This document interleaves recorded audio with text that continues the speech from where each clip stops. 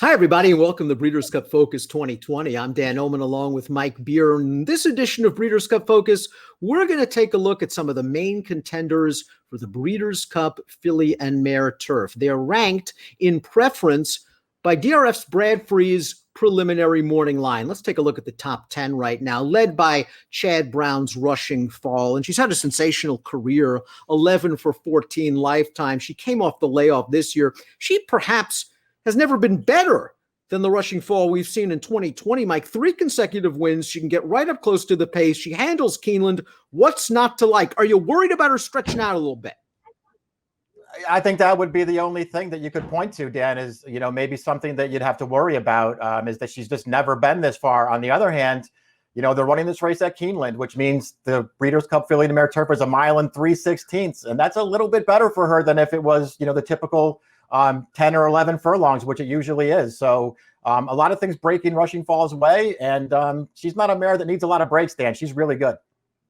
She won the Diana last time out over a game and genuine Mean Mary, who's also expected to compete in the Breeders' Cup Filly and Mare turf. Let's watch that race right now. Mean Mary went right to the front. She turned into the stretch with the lead. Here comes Rushing Fall. You see Sister Charlie in the green. She's going to be back for another tilt in the Filly and Mare turf.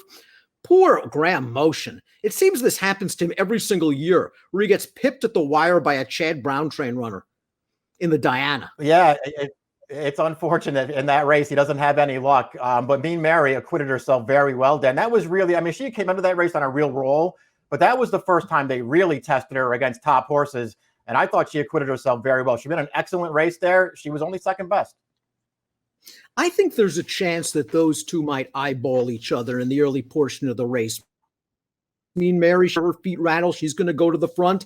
I think Rushing Fall is going to be very, very close to the pace. And if this pace heats up, one of the key questions that you're going to have to ask yourself is, where is Sister Charlie from a form standpoint? We know that the good Sister Charlie, she's more than good enough to handle a field like this. What have you seen from Sister Charlie's 2 starts in 2020? I was willing to forgive the Ballston Spa.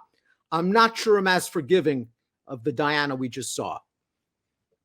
Yeah, I sort of agree with you. She clearly, I think it's pretty obvious at this point that she hasn't been at her best in her 2 2020 starts so far. So we'll just see if she can pick it up again and just sort of find a way to run one of those top races that that she has been able to run in the past. This year, Chad Brown, as he did in 2018 when she won this race, he skipped the Flower Bowl.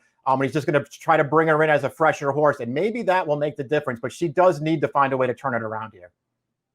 Speaking of the Flower Bowl, let's watch Civil Union, who's really put it all together for Shug McGahee. She's won 4 in a row. She's in the green silk. She's going to bull her way out of the pocket into the 3-path right now. And this is what she does. She uses her stamina to grind down the leaders. Maybe not a vintage renewal of the Flower Bowl, but you can't knock the performance from Civil Union. I wonder if it's a little bit of a reverse with Rushing Fall, where this distance might actually be a little sharp for Civil Union. She might want more ground. I agree with that. She's a really strong stayer. She's a very interesting horse, Dan, because she's a strong stayer, but one who has tactical speed. And that could be a really tough combination. I really don't think the shorter distances of this race helps this horse, but she just keeps getting better, Dan. It feels like she's going from strength to strength every race. And now they're going to step her up one more time into a really tough spot. The Flower Bowl was kind of tough. This is going to be really tough. Let's throw up our list one more time. We'll talk about a couple of European entrants. If you're looking to spice up those exotics, how about a little cayenne pepper? Group 2 winner last time out in Ireland, going 1.25 miles. She's very, very consistent, Mike. Second in the Irish Oaks 3-back. I kind of like her at this distance. Yeah, I like the distance for her too. And she has really held her own against some good horses so far this year, Dan. Prior to that Group 2 last time, second to Magical, second to Tarnawa. Prior to that, 2 starts back going 1.5 miles. There's still a chance Tarnawa could run here. And Tarnawa, I'm sure a horse like Cayenne Pepper is hoping that she opts for the longer race against the boys. But Cayenne Pepper has really held her own against some top-class competition.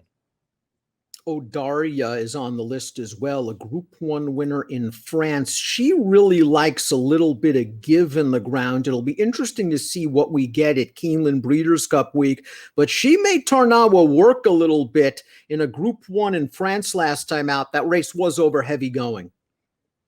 Yeah, she ran well in that race. She had, defeated a big field in a Group 1 prior to that, also on softer turf. Maybe she gets those conditions on Breeders' Cup Day. It would certainly help her chances.